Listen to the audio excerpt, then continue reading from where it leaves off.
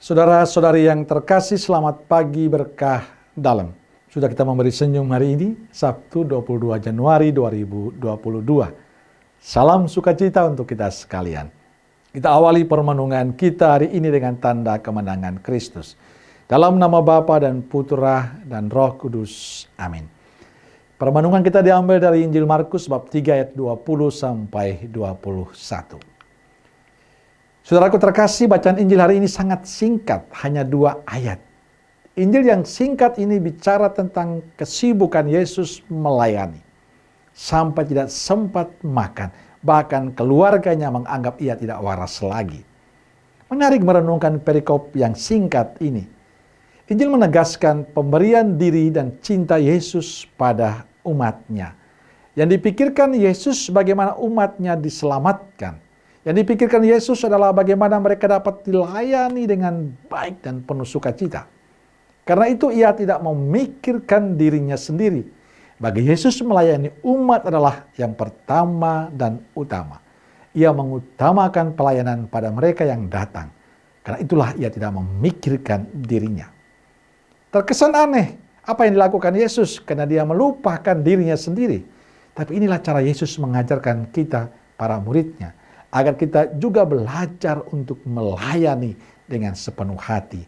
Agar kita total memberikan diri dalam pelayanan kita. Agar kita belajar melayani dengan baik.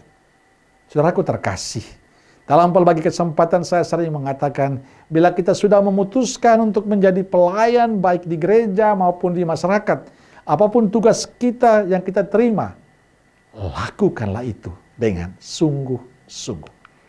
Karena itu pilihan kita saat kita memilih menjadi pelayan. Berarti kita memilih untuk memberikan diri, memberikan hidup kita untuk sesama yang lain.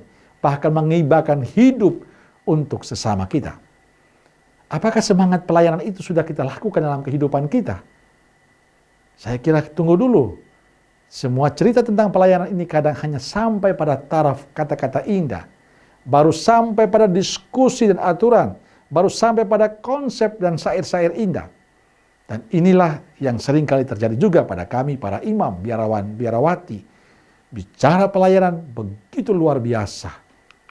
Bicara soal bagaimana menjadi pelayan yang baik itu menarik. Tapi realitas hidup mengatakan lain. Seringkali orang banyak bicara soal pelayanan yang baik dan murah hati.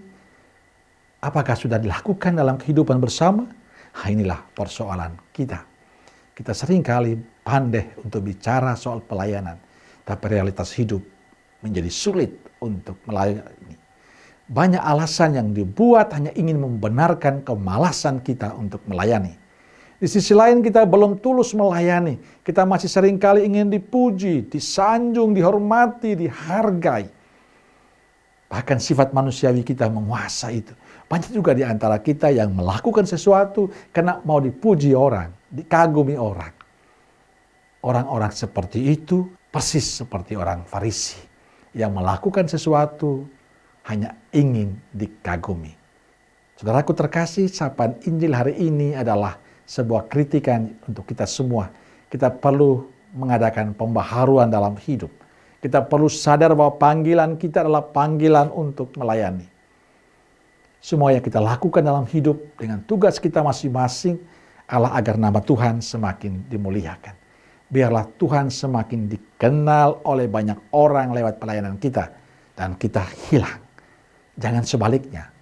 Bila dalam karir pelayanan kita masih sibuk mencari popularitas dan ingin diterima, mungkin kata-kata yang sering saya katakan, bertobatlah. Saudaraku terkasih, kita semua dipanggil. Saya sebagai imam, panjenengan biarawan-biarawati, dan semua umat. Kita dipanggil untuk melayani dengan rendah hati. Amin. Semoga Allah yang Maha Kasih memberkati saudaraku sekalian, Bapa, Putra, dan Roh Kudus. Amin. Keluarga Kudus Nazaret, doakanlah kami. Amin. Berkah dalam.